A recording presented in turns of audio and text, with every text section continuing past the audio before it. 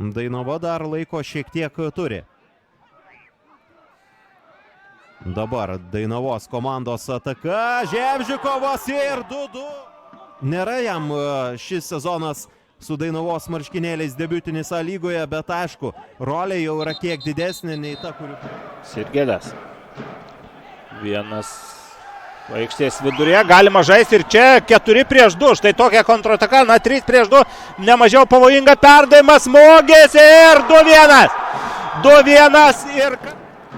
Aišku, čia reikia dar, na, Karolio Šilkaičio žaidimą irgi reikia išskirti. Jokio rimtesnio kriminalo arbitrai ten neižvelgia.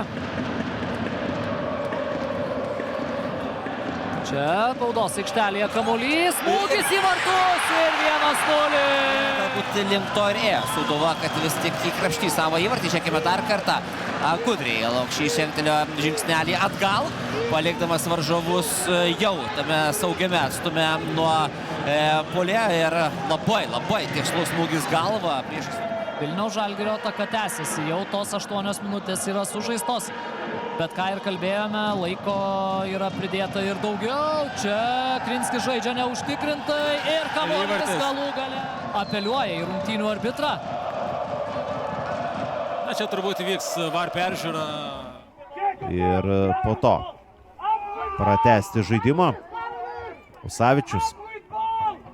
Meinardas Mikulėnas, galbūt jis primins apie save. Pavojinga gali būti ši ataka ir ji dar nėra baigta. Dabar kamuolys vartose. Atsidūrė laiku ir vietoje. Štai čia. Iki jo atkeliavo kamuolys tarp kelių varžovų. Ten nuo vieno, nuo kito. Kaip... Tiesa, ten atrodo užtenka vieno Denio Ževčiko. Priešais kamuolį. Visi kiti yra baudos aikštelėje. Kubilinsko perdavimas. Ir čia pavojus, Klimavičiaus smūgis ir susijėmęs kojas bandė, atrodo, pratempti savo raumenis dar kartą visą šį situaciją ir be priežiūros palikta idealiai. Ir dar viena Hegelmanų ataka. Perdavimas, smūgis ir rezultatas tampa 3-2. Na, puikus perdavimas ir neatremimas smūgis. Na, šiandien gražus įvarčiai krenta.